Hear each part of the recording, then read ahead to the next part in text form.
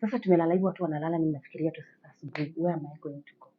Asubuhi ikafika, huyo dema akaamka na bwana yake, wakaamka kwanza pack vitu zao akienda. Me I'm just there, and then the guy was a driver. Pia anachukua funguo anataka kutoka akienda kazi. So mimi nilikuwa tu na sleki tu, hao akianza kutoka kaniza unatoka sasa, nikamwambia mimi nitatoka tu ina few, na ngoja tu simu, ngoja nipigie. So when sasa hiyo uko na plan ama Nope. unaomba tu utaenda no tu idea, like you don't have no a plan? idea where I'm going. Oh my God.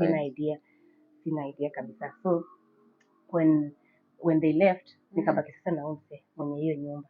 Akaniachia kifungo. I don't know how he alinitrust. Alisema tu I'm going to work, but ukitoka hii kifungu niweke kwa mama wa duka hapa nje. Nikamwambia ni sawa, nitakuachia. Mimi si mfikia penye nitaenda. Alafu nakumbuka aliniachia 40 bob, ile kubwa ile coin. Kwa meza Yeah, Kibaki. Yeah, that one. Utanunua breakfast kule, alafu ndio utoke. Caring enough. Sikuenda mahali. And then what did you do? I didn't go. You didn't go? So how long did you stay there? I just stayed in the house. I was crying. Nilikuwa nalia. Siwezi pigia babangu simu.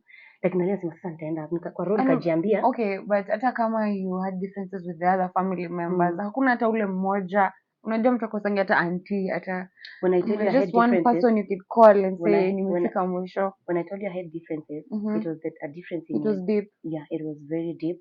Like yes, when I came to Nairobi, I lived with a relative mwanzo before the and they hurt me really bad. Okay. And I had to start my life on my own. Okay. Yeah, but we are still in good terms kwa sawa now. So after mmekaka hapo, period gani ndo ulikaa ndo kaamua like you found a way of what happened? The same day when he went to work, ali expect akuja kutoka job kama nimetoka. Okay. But mimi nilikuwa kwa nyumbani nikasema sasa, nikakaa chini nikasema I'm going to tell him. And what about the girlfriend? My friend, apparently the husband na huyu mwenye alikuwa anakuja kuchukua their cousins.